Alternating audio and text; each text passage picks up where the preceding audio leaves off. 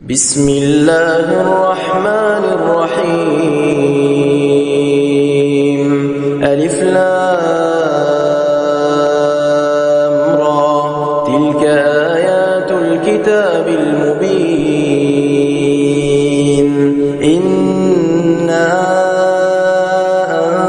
أنزلناه قرآنا عربيا لعلكم تعقلون. نحن نقص عليك أحسن القصص بما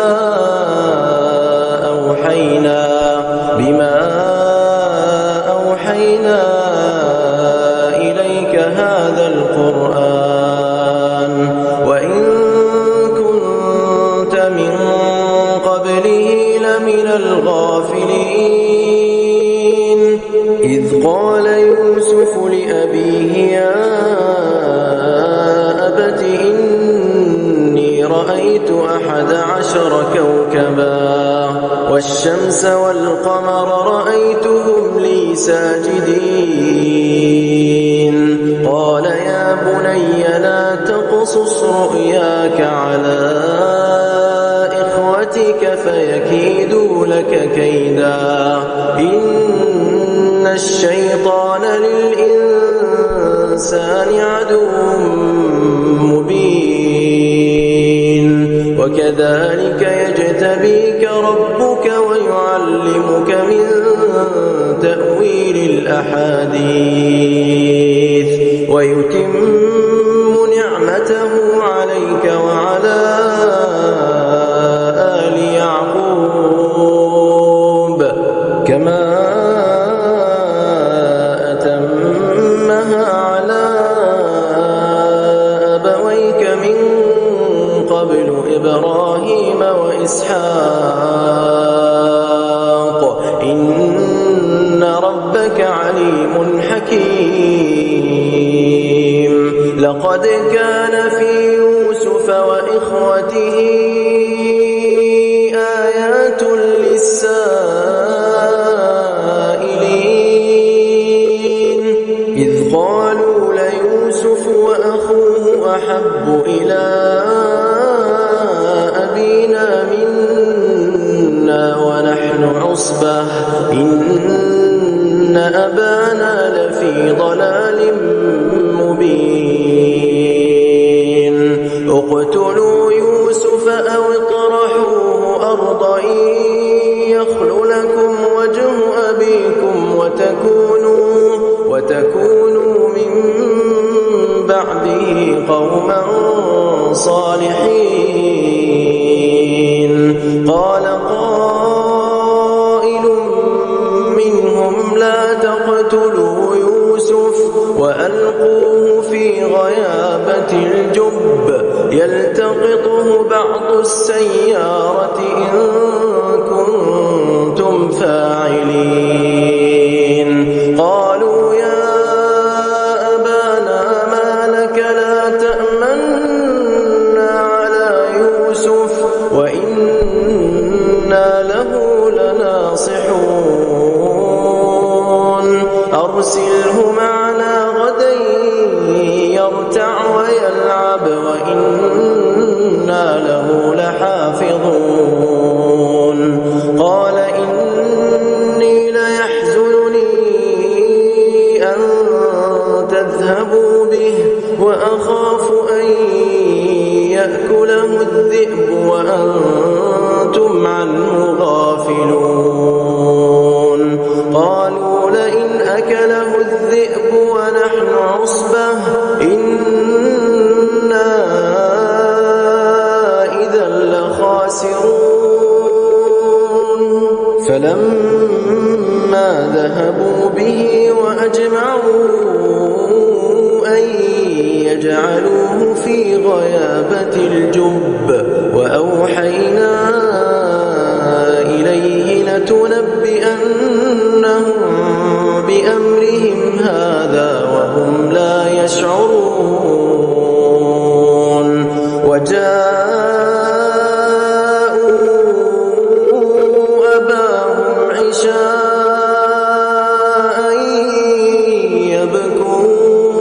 يبكون. قال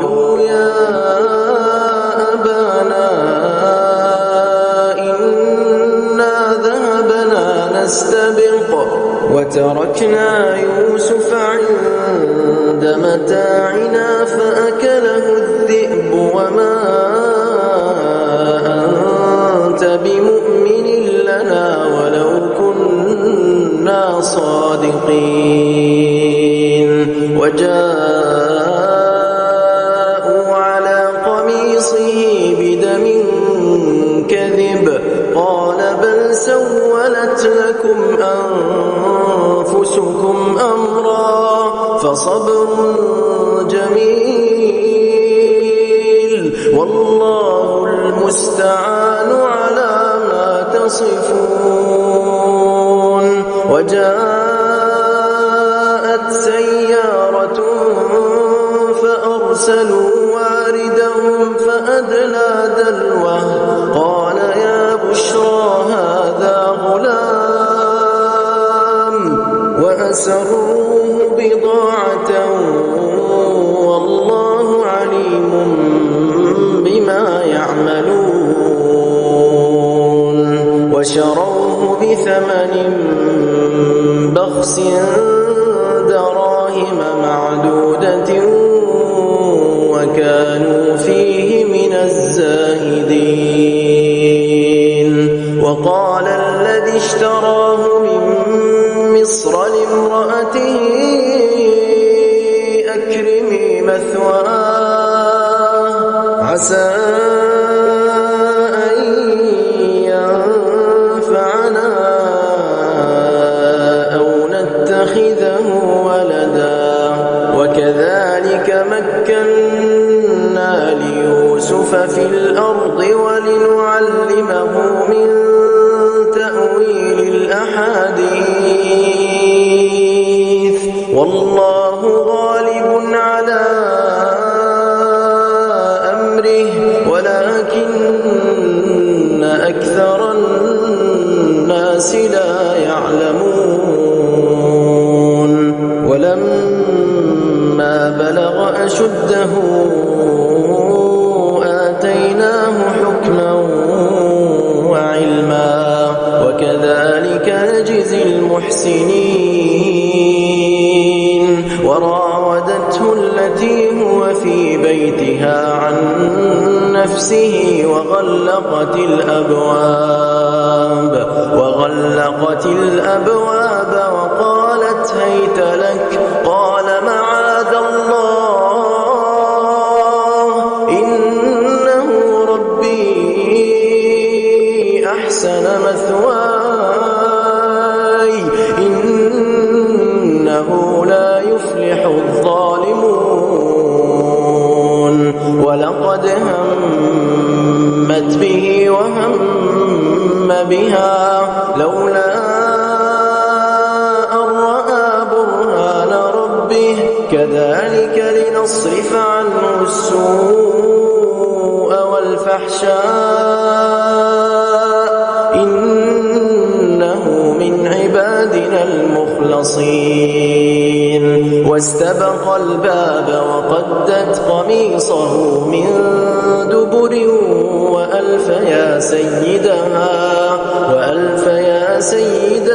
لدى الباب قالت ما جزاء من أراد بأهلك سوءا إلا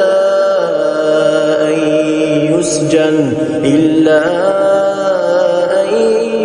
يسجن أو عذاب أليم قال هي راودتني عن نفسي وشهد شاهد من أهلها إن كان قميصه قد من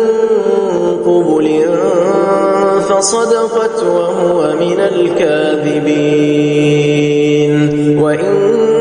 كان قميصه قد من دبر فكذبت وهو من الصادقين فلما رأى قميصه قد من دبر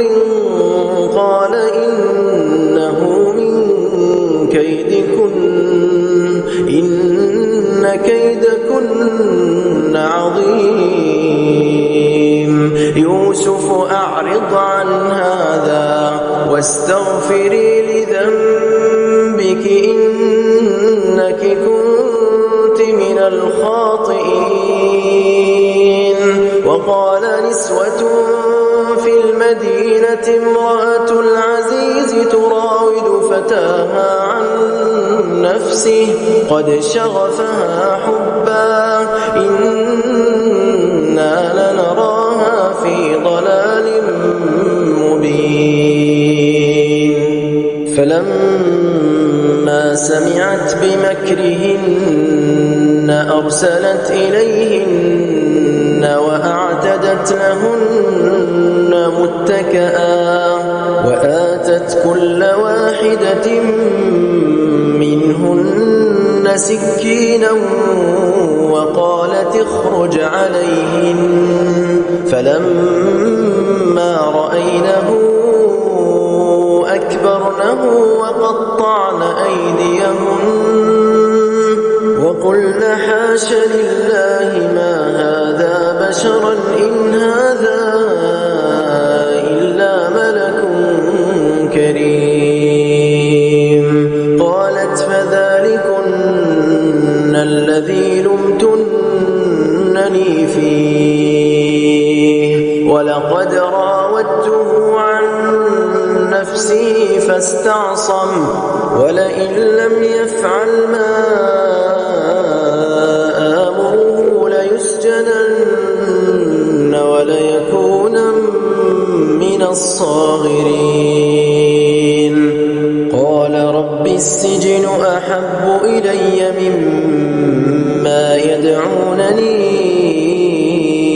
إليه وإلا تصرف عني كيدهن أصب إليهن وأكن من الجاهلين. فاستجاب له ربه فصرف عنه كيدهن إنه هو السميع العليم. ثم بدا لهم من بعد ما رأوا الآيات ليسجننه حتى حين. ودخل معه السجن فتيان قال أحدهما إني أراني أعصر خمرا وقال الآخر إني أراني أحمل فوق رأسي خبزا تأكل الطير منه نبئنا بتأويله إنا نراك من المحسنين. قال لا يأتيكما طعام ترزقانه إلا نبأتكما بتأويله قبل أن يأتيكما ذلكما مما علمني ربي إني تركت ملة قوم لا يؤمنون بالله وهم بالآخرة هم كافرون. واتبعت ملة آبائي إبراهيم وإسحاق ويعقوب ما كان لنا أن نشرك بالله من شيء ذلك من فضل الله علينا وعلى الناس ولكن أكثر الناس لا يشكرون. يا صاحبي السجن أأرباب متفرقون خير أم الله الواحد القهار. ما تعبدون من دونه إلا أسماء سميتموها أنتم وآباؤكم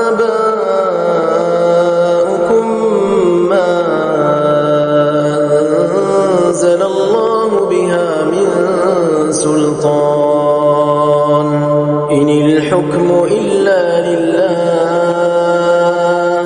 أمر أن لا تعبدوا إلا إياه ذلك الدين القيم ولكن أكثر الناس لا يعلمون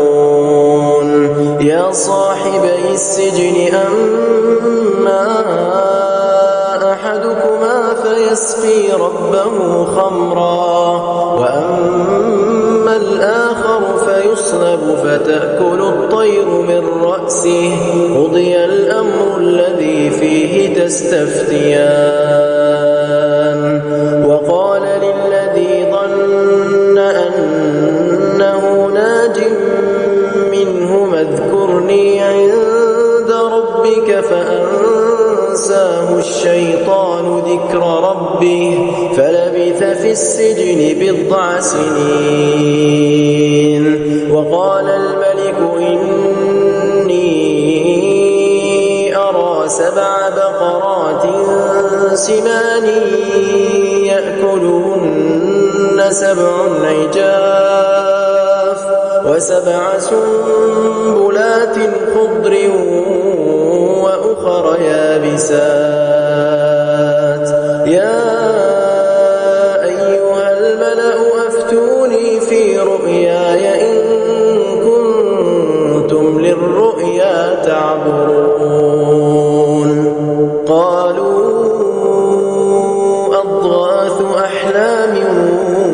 وما نحن بتأويل الأحلام بعالمين وقال الذي نجا منهما وادكر بعد أمة أنا أنبئكم بتأويله فأرسلون يوسف أيها الصديق أفتنا في 7 بقرات سمان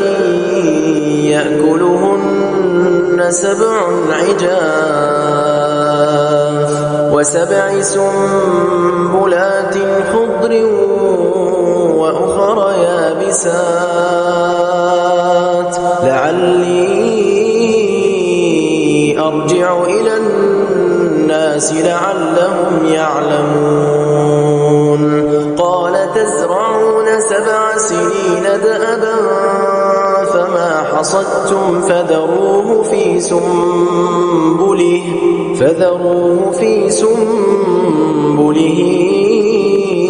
إلا قليلا مما تأكلون ثم يأتي من بعد ذلك 7 شداد يأكلن ما قدمتم لهن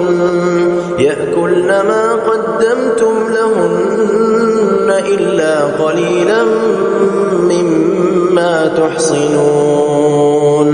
ثم يأتي من بعد ذلك عام فيه يغاث الناس وفيه يعصرون وقال الملك ائتوني به فلما جاءه الرسول قال ارجع إلى ربك فاسأله ما بال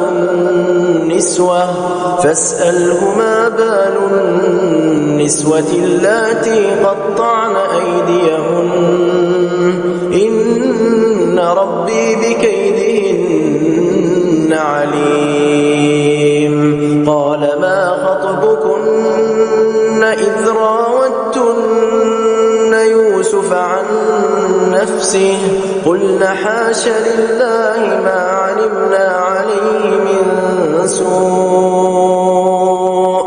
قالت امرأة العزيز الآن حصحص الحق أنا راودته عن نفسه وإنه لمن الصادقين ذلك ليعلم أني لم أخنه بالغيب وأن الله لا يهدي كيد الخائنين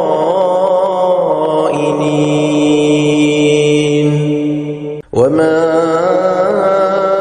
أبرئ نفسي إن النفس لأمارة بالسوء إلا ما رحم ربي إن ربي غفور رحيم وقال الملك ائتوني به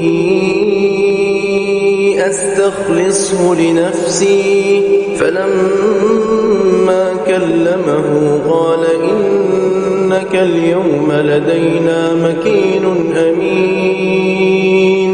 قال اجعلني على خزائن الأرض إني حفيظ عليم وكذلك مكنا ليوسف في الأرض يتبوأ منها حيث يشاء نصيب برحمتنا من نشاء ولا نضيع أجر المحسنين ولأجر الآخرة خير للذين آمنوا وكانوا يتقون وجاء إخوة يوسف فدخلوا عليه فعرفهم وهم له منكرون ولما جهزهم بجهازهم قال ائتوني بأخ لكم من أبيكم ألا ترون أني أوفي الكيل وأنا خير المنزلين فإن لم تأتوني به فلا كيل لكم عندي ولا تقربون قالوا سنراود عنه أباه وإنا لفاعلون وقال لفتيانه اجعلوا بضاعتهم في رحالهم لعلهم يعرفونها إذا انقلبوا إلى أهلهم لعلهم يرجعون فلما رجعوا إلى أبيهم قالوا يا أبانا منع منا الكيل فأرسل معنا أخانا نكتل وإنا له لحافظون قال هل آمنكم عليه إلا كما أمنتكم على أخيه من قبل فالله خير حافظا وهو أرحم الراحمين ولما فتحوا متاعهم وجدوا بضاعتهم ردت إليهم قالوا يا أبانا ما نبغي هذه بضاعتنا ردت إلينا ونمير أهلنا ونحفظ أخانا ونزداد كيل بعير ذلك كيل يسير قال لن أرسله معكم حتى تؤتون موثقا من الله لتأتونني به إلا أن يحاط بكم فلما آتوه موثقهم قال الله على ما نقول وكيل وقال يا بني لا تدخلوا من باب واحد وادخلوا من أبواب متفرقة وما أغني عنكم من الله من شيء إن الحكم إلا لله عليه توكلت وعليه فليتوكل المتوكلون ولما دخلوا من حيث أمرهم أبوهم ما كان يغني عنهم من الله من شيء إلا حاجة في نفس يعقوب قضاها وإنه لذو علم لما علمناه ولكن أكثر الناس لا يعلمون ولما دخلوا على يوسف آوى إليه أخاه قال إني أنا أخوك فلا تبتئس بما كانوا يعملون فلما جهزهم بجهازهم جعل السقاية في رحل أخيه ثم أذن مؤذن أيتها العير إنكم لسارقون قالوا وأقبلوا عليهم ماذا تفقدون قالوا نفقد صواع الملك ولمن جاء به حمل بعير وأنا به زعيم قالوا تالله لقد علمتم ما جئنا لنفسد في الأرض وما كنا سارقين قالوا فما جزاؤه إن كنتم كاذبين قالوا جزاؤه من وجد في رحله فهو جزاؤه كذلك نجزي الظالمين فبدأ بأوعيتهم قبل وعاء أخيه ثم استخرجها من وعاء أخيه كذلك كدنا ليوسف ما كان ليأخذ أخاه في دين الملك إلا أن يشاء الله نرفع درجات من نشاء وفوق كل ذي علم عليم قالوا إن يسرق فقد سرق أخ له من قبل فأسرها يوسف في نفسه ولم يبدها لهم قال أنتم شر مكانا والله أعلم بما تصفون قالوا يا أيها العزيز إن له أبا شيخا كبيرا فخذ أحدنا مكانه إنا نراك من المحسنين قال معاذ الله أن نأخذ إلا من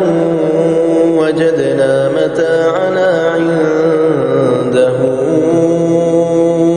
إنا إذا لظالمون فلما استيئسوا منه خلصوا نجيا قال كبيرهم ألم تعلموا أن أباكم قد أخذ عليكم موثقا من الله ومن قبل ما فرطتم في يوسف فلن أبرح الأرض حتى يأذن لي بي أو يحكم الله لي وهو خير الحاكمين ارجعوا إلى أبيكم فقولوا يا أبانا إن ابنك سرق وما شهدنا إلا بما علمنا وما كنا للغيب حافظين واسأل القرية التي كنا فيها والعير التي أقبلنا فيها وإنا لصادقون قال بل سولت لكم أنفسكم أمرا فصبر جميل عسى الله أن يأتيني بهم جميعا إنه هو العليم الحكيم وتولى عنهم وقال يا أسفا على يوسف وابيضت عيناه من الحزن فهو كظيم قالوا تالله تفتأ تذكر يوسف حتى تكون حرضا أو تكون من الهالكين قال إنما أشكو بثي وحزني إلى الله وأعلم من الله ما لا تعلمون يا بني يذهبوا فتحسسوا من يوسف وأخيه ولا تيأسوا من روح الله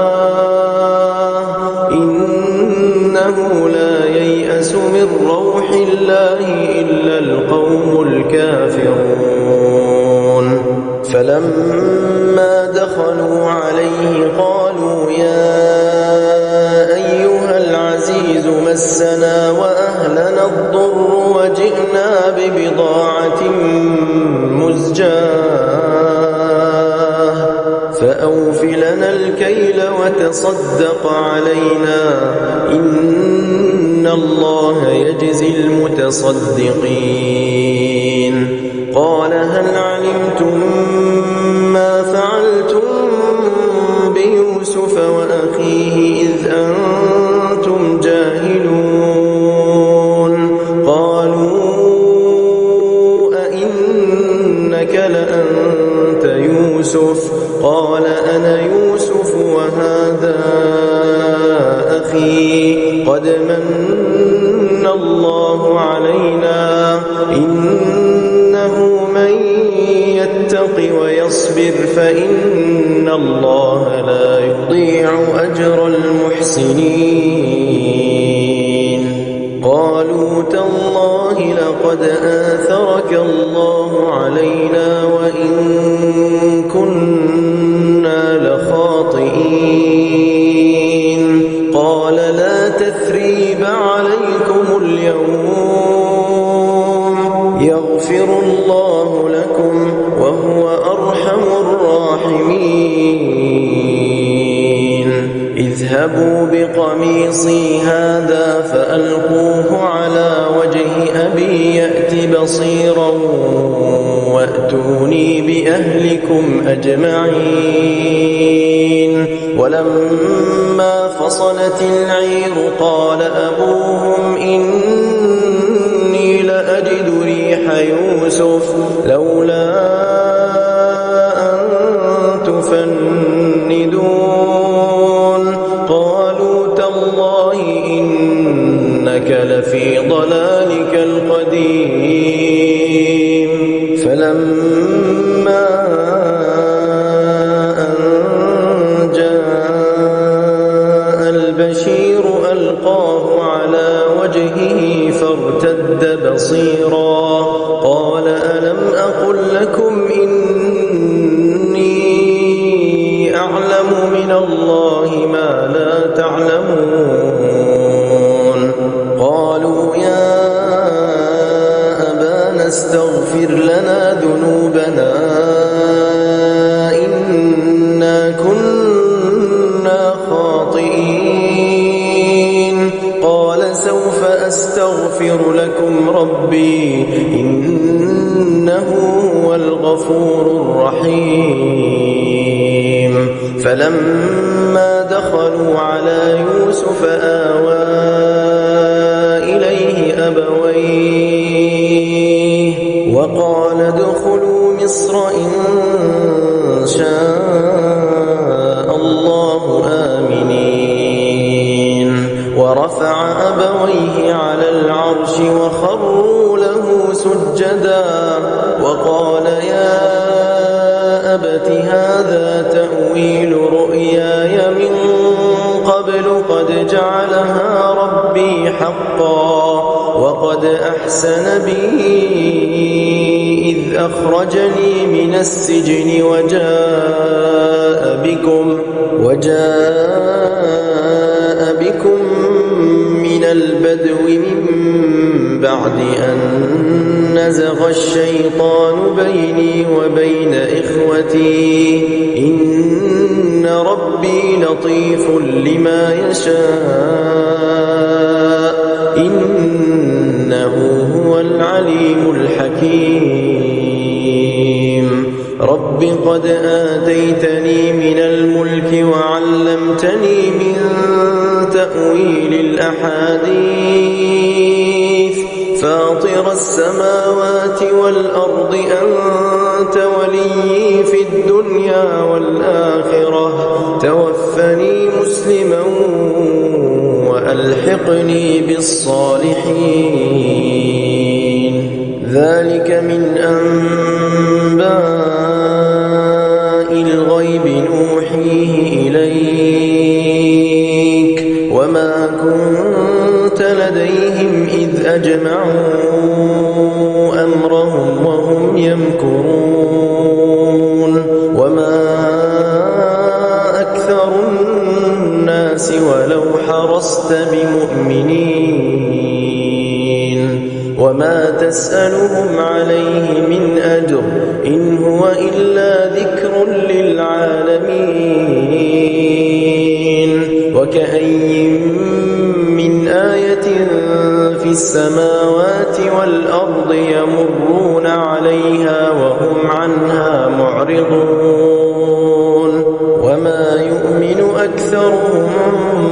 بالله إلا وهم مشركون أفأمنوا أن تأتيهم غاشية من عذاب الله أو تأتيهم الساعة بغتة وهم لا يشعرون قل هذه سبيلي أدعو إلى الله على بصيرة أنا ومن اتبعني وسبحان الله وما أنا من المشركين وما أرسلنا من قبلك إلا رجالا نوحي إليهم من أهل القرى أفلم يسيروا في الأرض فينظروا كيف كان عاقبة الذين من قبلهم ولدار الآخرة خير للذين اتقوا أفلا تعقلون حتى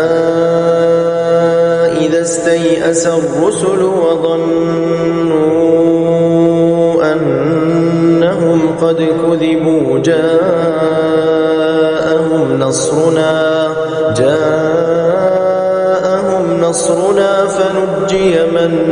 نشاء ولا يرد بأسنا عن القوم المجرمين لقد كان في قصصهم عبرة لأولي الألباب ما كان حديثا يفترى ولكن تصديق الذي بين يديه وتفصيل كل شيء وهدى ورحمة لقوم يؤمنون.